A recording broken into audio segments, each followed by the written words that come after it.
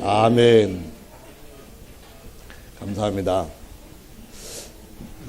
진리가 무엇인가? 이것은 우리를 거듭나게 한 씨라고 말씀합니다.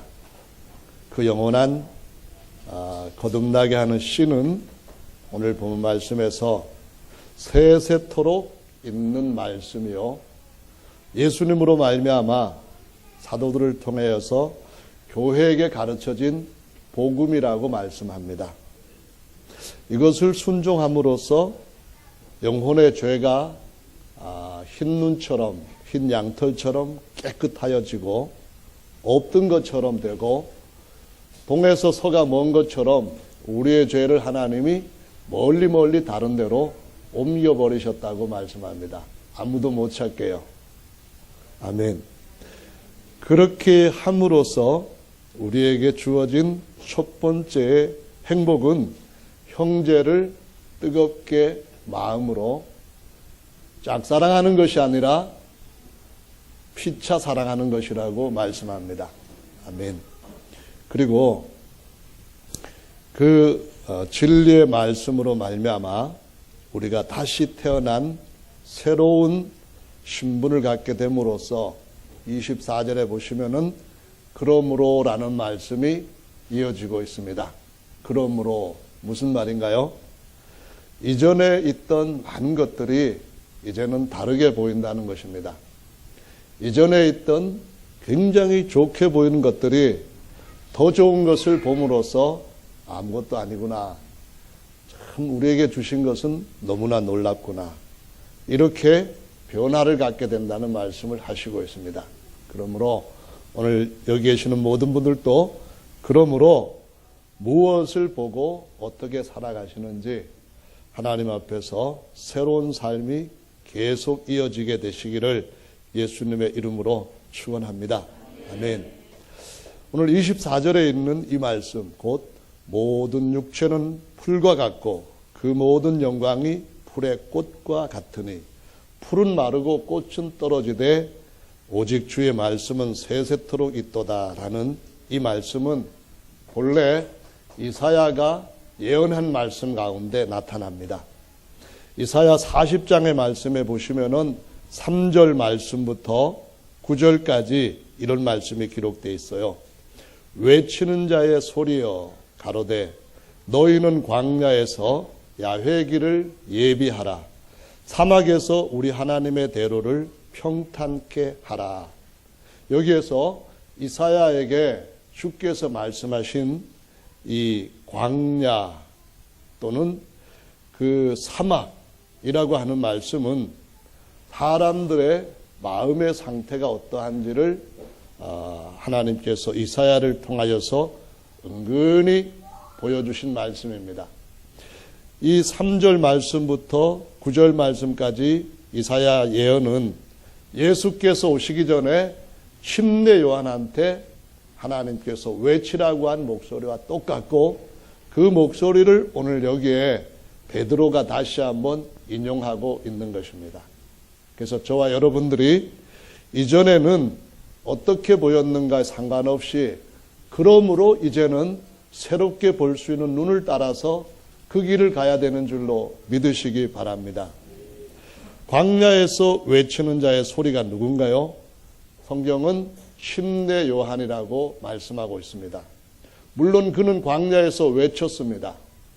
그는 광야에서 외치면서 야훼께서 자기 뒤에 오시도록 길을 닦는 자였습니다. 그러면은 침례 요한이 정말로 광야에다가 길을 닦았습니까? 그 뒤에 하나님께서 오실 평탄한 대로를 닦은 적이 있습니까? 아니죠. 침례 요한은 어떤 길도 땅에다가 울퉁불퉁한 그거를 평평하게 하고 굽은 것을 바르게 잡아서 길을 닦은 적은 없는 사람입니다. 그러면은 광야에서 닦은 길은 어떤 길인가요? 바로 예수께서 그 모든 사람들의 마음속에 들어가실 수 있도록 사람들 마음에다가 진실한 마음으로 바뀌게 회개하라고 하는 말씀을 전하였고, 회개하는 자들에게 회개 침례를 베풀며 내 뒤에 오시는 이를 믿으라고 예수님께로 보냈던 것을 우리가 알고 있습니다. 침례 요한의 한 일은 그것이 전부입니다. 사람들의 마음 속에 높아진 마음, 또 낮아진 마음, 꾸불꾸불해진 마음들을 다시 도두어주고 낮추어주고 바로잡아주면서 예수님 앞으로 돌아가게 하는, 회개케 하는 일을 사막에서, 광야에서 닦은 길이라고 말씀합니다. 그러니까 이 길은 경부 고속도로라든가 아니면 88 고속도로라든가 그런 길과는 전혀 상관없는 신령한 길에 대한 말씀을 하시고 있고, 따라서 사막과 광야도 신령한 의미에서 사막과 광야라고 말씀하시는 것을 알 수가 있습니다. 그 말은 예수님을 받아들여야 할 모든 사람들의 마음이 사막과 같다고 하는 것을 의미합니다.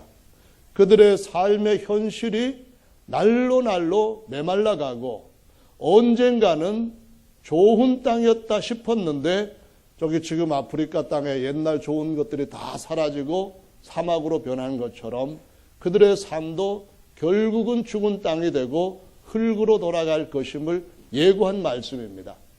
그래서 그 땅에서 어떤 인생의 성공을 보았다 할지라도 그것은 풀과 같이 잠깐 있다가 말라서 없어져 버린다는 겁니다. 사막에서 식물이 살면은 얼마나 오래 살 수 있겠습니까? 거기에서 꽃을 피운다면 그 꽃이 과연 얼마나 오래 가겠습니까? 그러므로 하나님께서 사막을 완전히 다른 땅으로 바꾸어 주시기 위하여서 사막에서 광야에서 그분 오실 수 있는 길을 닦게 하고 그분을 모셔드리게 될 때에 먼저 신령한 의미에서 사람들의 마음과 사람들의 육체가 살아있는 땅, 영원히 번성할 수 있는 땅으로 바뀌어진다는 것을 가르치고 있는 것입니다. 그래서 오늘 베드로전서 1장 이 말씀은 굉장히 중요한 의미를 가지고 있는 말씀인데요. 특별히 모든 육체는 풀과 같다, 이런 의미에서 이스라엘의 명절 중에 맨 마지막 명절인 초막절의 의미를 알고 주님 앞에서 신령한 초막절에 맞는 교훈을 따라서 살아가는 것이 우리 인생의 완전한 승리를 얻게 되는 길이라는 것을 말씀드리려고 합니다. 자, 우리 한번 성경 말씀 한 군데를 찾아보도록 하시겠습니다. 창세기 3장 22절 말씀부터 24절 말씀입니다. 찾았으면은 함께 읽어보도록 하겠습니다. 시작. 야훼 하나님이 가라사대 보라, 이 사람이 선악을 알게 하는 일에 우리 중 하나와 같이 되었으니 그가 그 손을 들어 생명나무 실과도 따먹고 영생할까 하노라 하시고, 야훼 하나님이 에덴 동산에서 그 사람을 내어 보내어 그의 근본된 토지를 갈게 하시니라. 이같이 하나님이 그 사람을 쫓아내시고 에덴 동산 동편에 그룹들과 두루 도는 화연검을 두어 생명나무의 길을 지키게 하시니라. 아멘. 혹시 이 말씀을 듣는 분들 가운데서 아까 말씀드렸던 이사야 40장의 3절부터 9절까지의 기록된 내용들을 모르는 분이 계신다면 꼭 읽어보시기를 바랍니다. 거기에 하나님께서 이사야를 통하여 예언하시기를 광야에서 외치는 자의 소리야 이렇게 외쳐라 했던 말씀이 베드로전서 1장 24절의 말씀이고, 그 말씀이 침례 요한이 왔을 때에 성취되었다고 하는 것이 이제 복음서에서 나타나는 말씀인데, 그 광야와 사막이라고 하는 영적인 의미를 알려면은 창세기 3장 22절에 기록되어 있는 이 말씀을 이해해야 된다는 것입니다. 하나님이 처음에 지으셨을 때는 나쁜 것은 아무것도 없었습니다. 하나님 보시기에 다 좋았기 때문에 하나님이 7번이나 하나님 보시기에 좋았더라라고 표현합니다. 거기에는 나쁜 것이 없기 때문에 좋은 것과 나쁜 것을 구별해야 할 어떤 이유도 없었습니다. 필요도 없었습니다. 아멘. 그런데 인간이 하나님께서 더 좋은 것을 주시려고 하는 그 계획을 깨닫지 못한 채 거짓말에 속아 스스로 낮은 선과 악의 기준을 따라서 악한 것을 찾으려고 하는 이와 같은 일에 떨어지게 되었을 때에 하나님은 생명과일 나무를 따먹지 못하도록 막아버리는 작업을 2차적으로 하시는 것을 볼 수 있습니다. 아무 죄가 들어오지 않았던 때에는 선과 악을 구별하지 말고 더 선한 것, 더 좋은 것을 찾으라고 하나님 앞으로 초청하셨습니다. 범죄했을 때는 다시 한번 에덴 동산의 중앙으로 들어와서 선악의 나무 실과 옆에 있는 생명과일 나무를 따먹는 걸 금하셨습니다. 생명과일 나무를 따먹고 영생하지 못하도록 막으셨다는 겁니다. 인간의 시각과 인간의 계획을 가지고 인간의 원함을 가지고 볼 때는 왜 하나님께서 생명과일 나무를 따먹지 못하도록 막으셨는지 의아심이 생길 겁니다. 중요한 것은 우리가 죄를 지은 상태의 몸에서 그리고 죄의 종이라고 하는 신분 상태에서 영원토록 이 육신의 생명을 이어간다고 하는 것은 끔찍한 일이라고 하는 사실을 깨달아야 됩니다. 죄의 종으로서 언젠가는 흙으로 돌아가서 언젠가는 하나님께서 다시 본래 계획대로 회복시켜 주시는 그 일에 참여해야 되는데 그 일을 거절한 채 인간의 길을 따라서 계속 죄를 지으면서 계속해서 생명과일을 따먹는 죄인의 연속적인 삶은 아주 끔찍한 결과를 가져오되 오늘날 30년 아니면 오늘날 60년, 70년 동안 범죄하는 인생의 결과보다도 더 무서운 결과를 가져온다는 사실을 이해해야만 됩니다. 하나님은 그런 삶을 막으시고 하나님께서 친히 자신이 모든 것을 준비해서 다시 한번 인간의 실패를 회복시키시고 그 위에다가 창세전부터 영원전부터 계획하셨던 그 예정하신 것을 이루려고 하시는 줄로 믿으시기 바랍니다. 그 일을 이루시기 위하여서 하나님이 이사야 40장 말씀에 친히 우리 인생과 같은 약한 육체를 입으시고 자기 앞에 길 닦으라고 침례관 보내시면서 찾아오신 줄로 믿으시기 바랍니다. 그가 자기 땅 자기 백성에게 오셨으나 대부분 그를 기다렸던 사람들이 그의 초라한 모습을 보고 거절했지만은 그를 영접하는 자에게는 하나님의 아들이 되는 권세를 주신다고 말씀하십니다. 하나님의 아들이 되는 권세는 그 진리를 순종함으로 얻게 되는 것입니다. 영원토록 없어지지 아니할 하나님의 말씀을 듣고 순종함으로 얻게 되는 것입니다. 그 말씀으로 거듭나는 이런 은혜를 얻은 때부터 그러므로 모든 육체는 풀과 같고 모든 영광은 풀의 꽃과 같아서 그거 아무것도 아니고 언젠가는 하나님께서 우리에게 주실 영원전부터 계획하셨던 하나님의 영광의 형체의 본래 모습에 이르게 하는 그 길을 가게 되는 줄로 믿으시기 바랍니다. 그래서 하나님이 생명과일 따먹지 못하도록 철저하게 막으셨습니다. 에덴 동산에 그룹들을 세웠다고 말씀합니다. 그룹이라고 하는 것은 하나님께서 지으신 천사들 중에서도 권수와 능력이 굉장히 많은 천사들을 일컫습니다. 그것들이 에덴 동산 중앙으로 들어오지 못하도록 아담과 그 모든 후손들이 들어오지 못하도록 막아놨습니다. 그리고 천사들에게 불타는 검을 막 그 불길이 이렇게 막 활활 일어나는 그런 검을 손에 들려주어서 접근을 하지 못하도록까지 막았다고 말씀하고 있습니다. 오늘날 아담 이후에 범죄한 인생들이 죄에 대한 관심은 갖지를 않습니다. 영원한 하나님의 약속에 대한 것은 더더구나 갖지를 않습니다.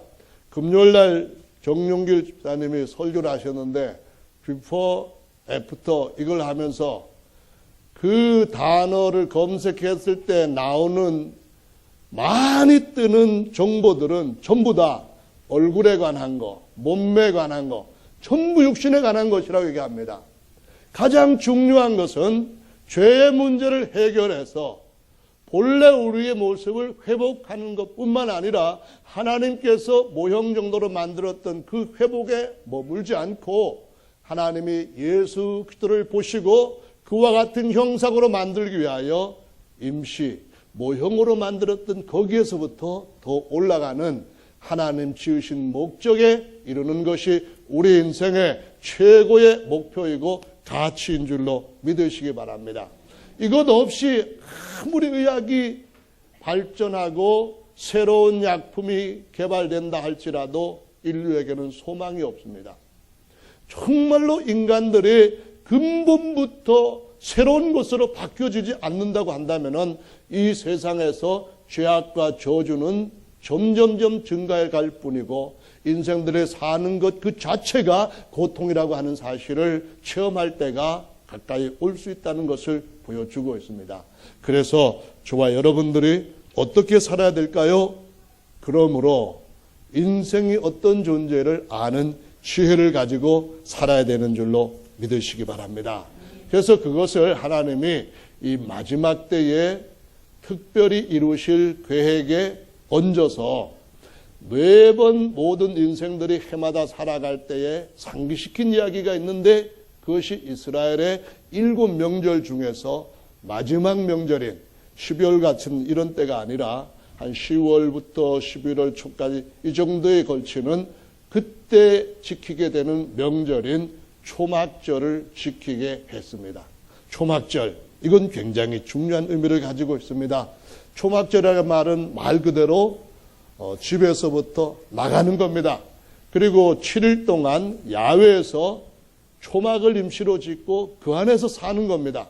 모든 농사를 다 마치고 난 뒤에 밖으로 나가서 나뭇잎파리, 야자수 이파리라든가 아니면 그 외에 다른 버들나무 이파리 이런 풀 같은 걸 갖다가 집을 임시로 7일 동안 살기 위해서 짓는 겁니다.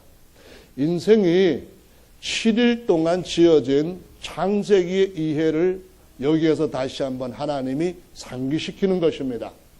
하나님께서 모든 인생들에게 하나님의 계획이 가장 아름답고 하나님의 손길이 가장 은혜롭고 사랑스럽다고 하는 사실을 깨닫게 하시려고 집 다 두고 그 안에 있는 것 다 그대로 두고 7일 동안 집 밖으로 나가라고 말씀합니다.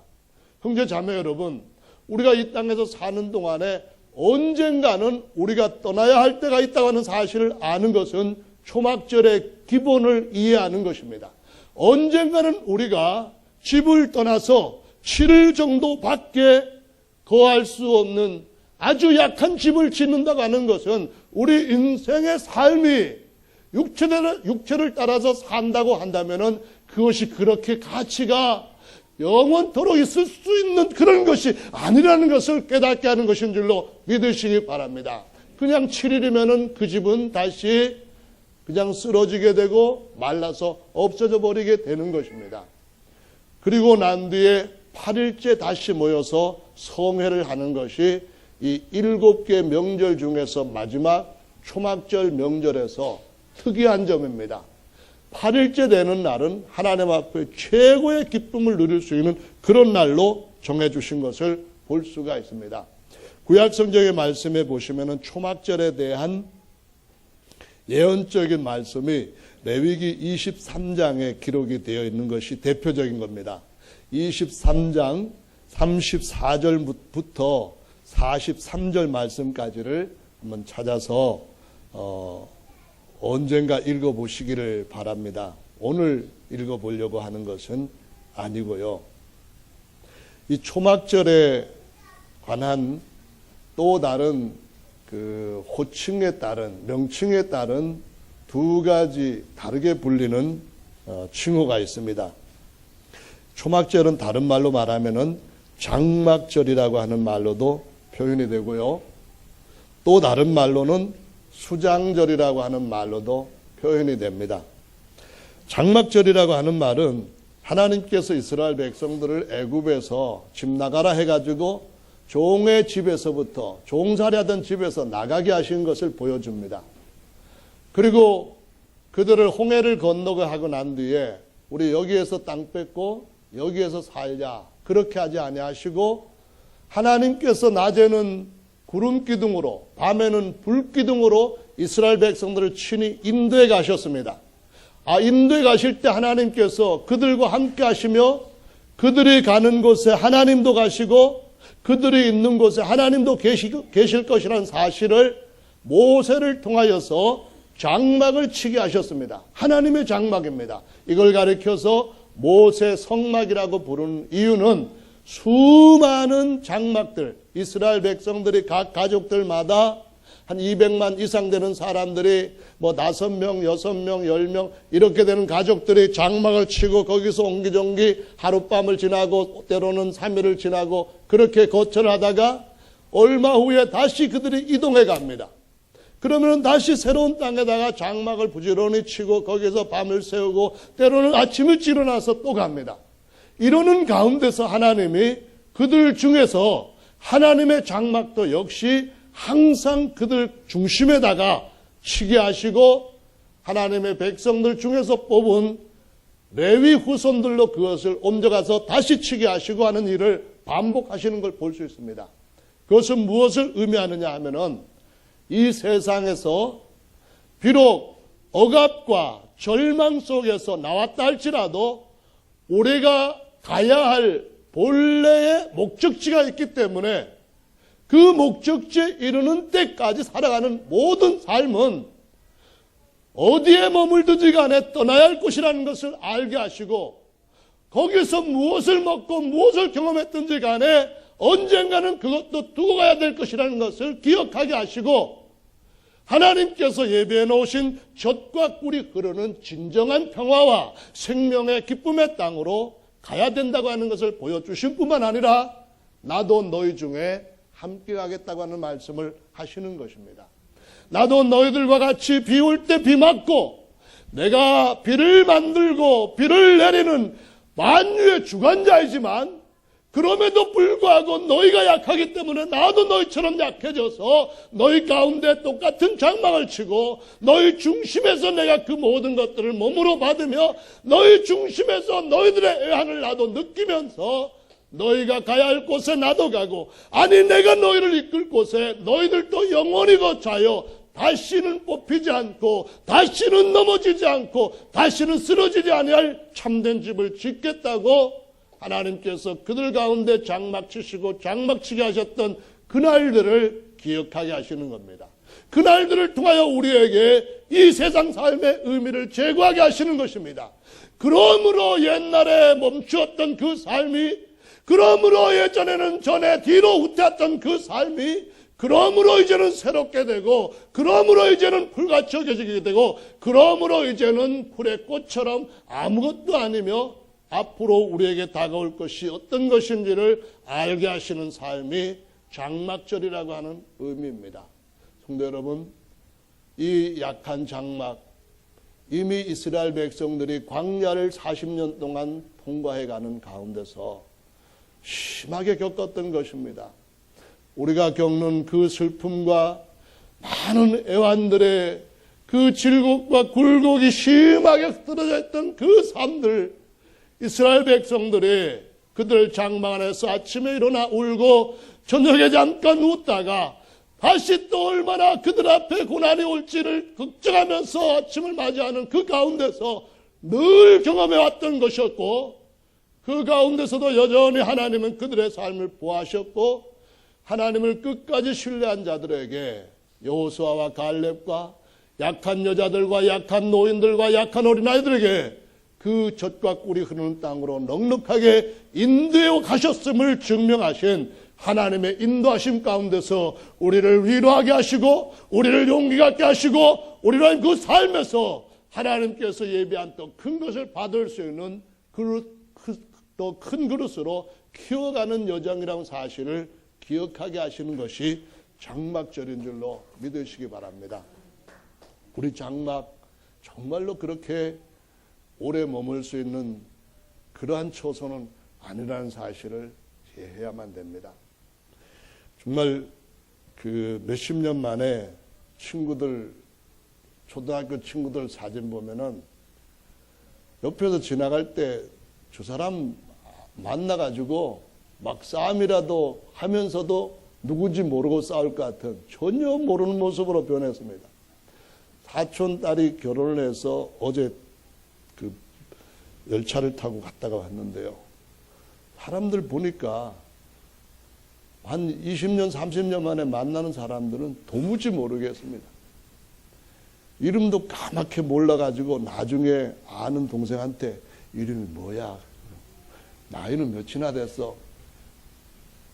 정말 우리 인생들이 몇십 년 안에 너무너무 바뀌어가는 것이 저만 느끼는 것이 아니라 여기 계시는 모든 분들이 느끼고 또 느끼셨고 앞으로 더 많이 느끼실 만한 같은 여정이라는 것을 부인할 수 없습니다. 우리 인생 얼마 안 있으면은 금방 이제는 더 원해도 해야 할 일이 무엇인지 알아도 할 수 없는 때가 온다고 하는 사실을 깨우치는 것이 장막절인 줄로 믿으시기 바랍니다. 건강하신 분들 더 건강하시기를 바라고요.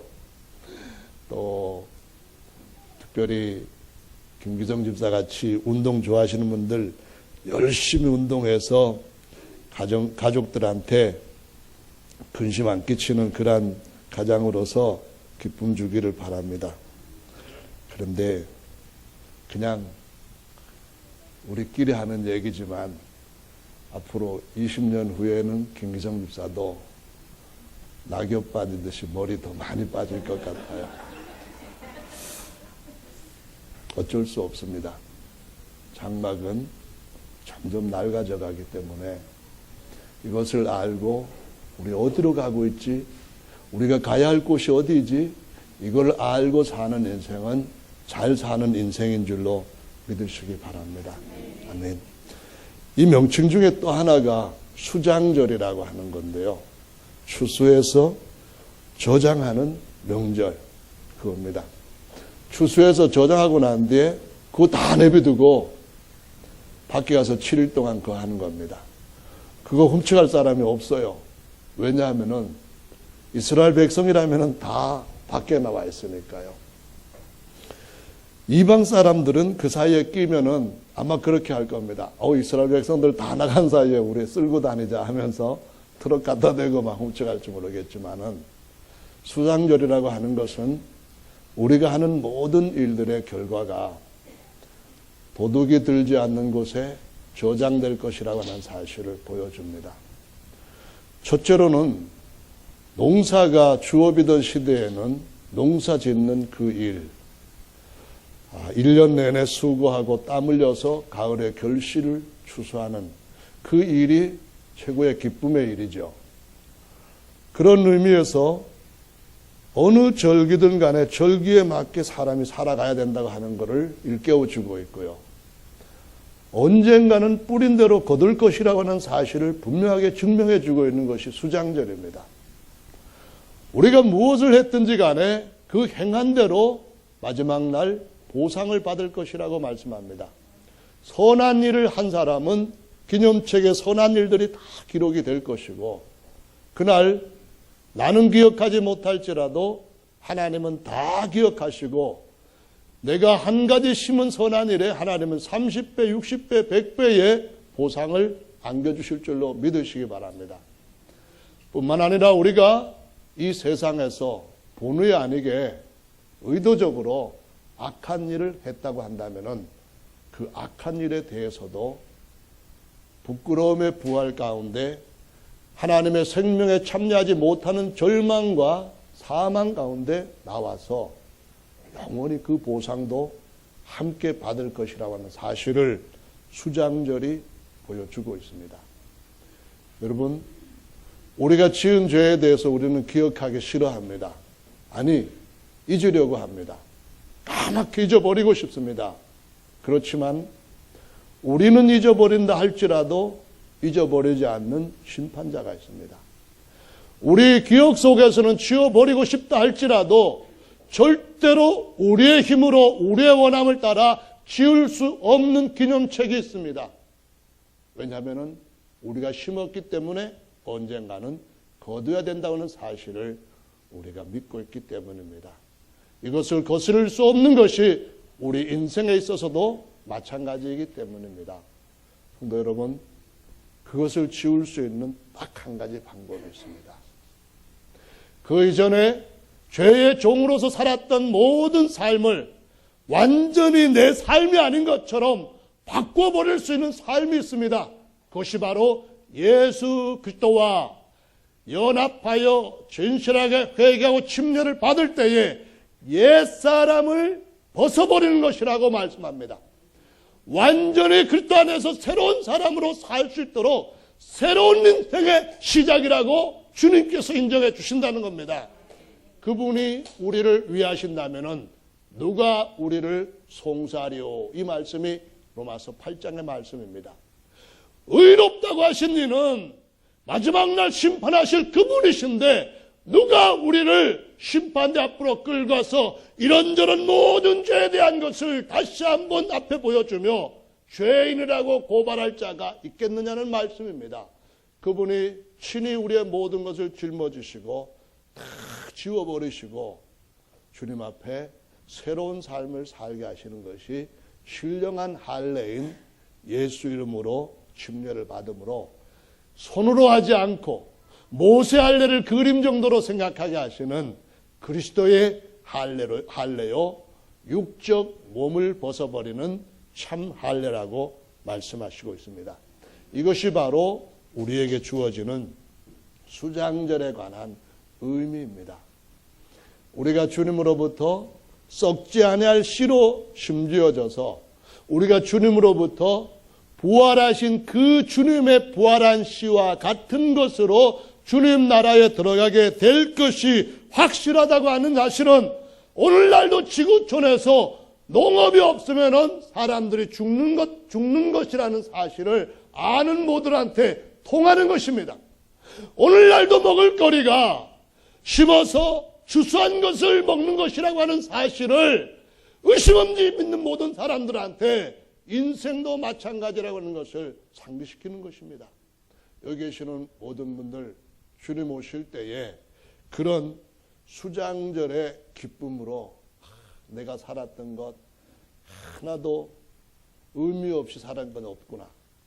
내가 살았던 것 없어질 것 없이 진짜 더 많은 것들을 받을 수 있는 것 받아서 참 감사하다. 그런 은혜를 얻게 되기를 바랍니다. 어떤 사람은 그랬대잖아요. 돈 많이 벌어가지고 천정에다가 보석 다 감춰놨는데 다이아몬드로 바꾸고 금목걸이로 바꾸고 했는데 어느 날 그걸 가만히 지켜보던 도둑이 들어와서 금속 탐지기로 그 안에 보석 숨겨놓은 이민 온 한국 사람들 타켓으로 삼고 있다가 다 털어가 버렸대잖아요. 천장에다가 보석 감추지 말고 천국에다 감추면은 보적도 동록도 좀도 먹지 않는 하나님께서 더 좋은 영원한 것으로 갚을 것이라 하는 이 마태복음 6장 말씀이 딱 맞는 것 같지 않습니까? 정말 우리가 하는 모든 일들이 주님 앞에서 아주 복된 것으로 더 많은 것으로 영원히 누릴 것으로 되돌려 받을 수 있게 된다고 하는 삶의 소망을 가지고 산다면 얼마나 감사한 일입니까? 그래서 이웃들한테 잘하시기 바랍니다. 아멘. 이웃들한테 잘할 뿐만 아니라 남편께도 잘하시기 바랍니다. 아멘. 남편한테 어느 때든지 고운 소리로 그냥 하면은 남편이 좋아하는 것보다도 영원한 하나님 그분이 좋아하시고 상 주실 줄로 믿으시기 바랍니다. 아멘 한 것은 형제님들 같고요. 아내들한테 예수님이 죄인들을 위하여 모든 것을 대신 짊어지신 것처럼 그 예수님의 본을 따라서 우리 모든 삶을 맞춰가는 그런 일들을 오늘 장막절에 관한 말씀을 나누시면서 다시 한번 생각하시기를 예수님의 이름으로 축원합니다. 괜찮아요. 주님이 다 알고 계셔요. 그래도 우리에게 소망이 있어요. 주님이 다 보상하시려고 쌓아놓고 계셔요. 그러니까 우리의 삶 언젠가는 장막 치는 삶 마치고 영원히 완전하게 수장되고 하나님 나라에 저장되고 이 땅에서의 모든 삶을 돌려받을 때가 올 것이라는 사실을 꼭 기억하시기를 예수님의 이름으로 축원합니다. 아멘. 예수님이 그래서 이 초막절에 관한 것을 복음서에 기록된 대로 보면은 2번을 우리에게 보여주셨습니다. 첫 번째 것은 누가복음 9장에 있는 것이 가장 잘 묘사되어 있다고 생각이 됩니다. 누가복음 9장 28절 말씀부터 36절까지 한번 보시면은요. 이 말씀을 마친 후에 8일쯤 되어서 예수께서 베드로, 요한, 야고보를 데리고 산에 올라가셨답니다.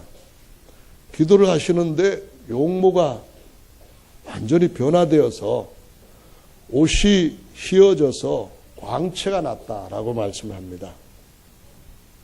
예수님께서 그때 나타난 모세와 엘리야와 함께 대화를 나누시는데 예수님이 대신 죽으실 것에 대해서 대화를 나누셨다고 기록하고 있습니다. 베드로와 함께하는 이 세 사도가 두 사도죠. 졸다가 완전히 정신이 번쩍 들었다고 기록을 하고 있습니다. 참 여기에서 우리가 한번 딱 느껴야 할 부분이 있다고 생각이 되는데요. 야곱이 아비 집에서 떠나서 외삼촌 집으로 피난을 갑니다. 형이 자기를 죽일 것이라고 두려워했기 때문에 실제로 죽일 위협에 놓여 있었습니다.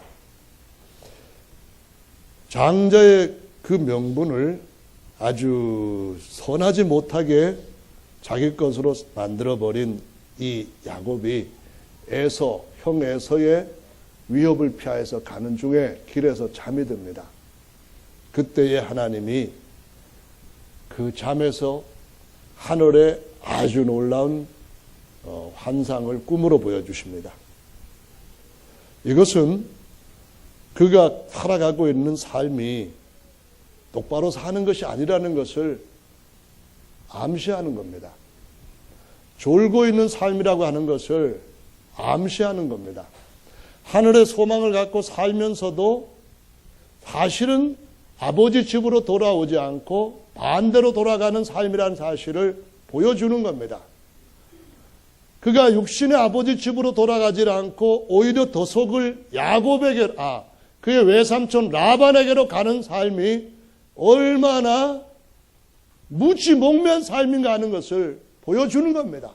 거기서 주님께서 깨우시고 육신의 아비 집으로 돌아가는 것도 중요하지만은 아버지의 장자로서 갑절의 복을 받는 것도 중요하지만은 영의 아들로서, 하나님의 아들로서 그 영이 하나님 아버지로부터 받아야 될 아버지 집으로 돌아가야 할 아버지 아들의 삶이 어떤 것인지를 이해하고 보고 그 삶으로 돌이켜야 된다고 하는 사실을 보여주는 일깨움입니다.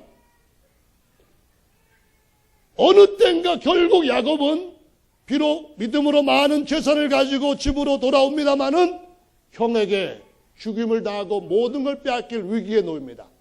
떠날 때보다도 더 심한 어려움 가운데 놓이게 됩니다.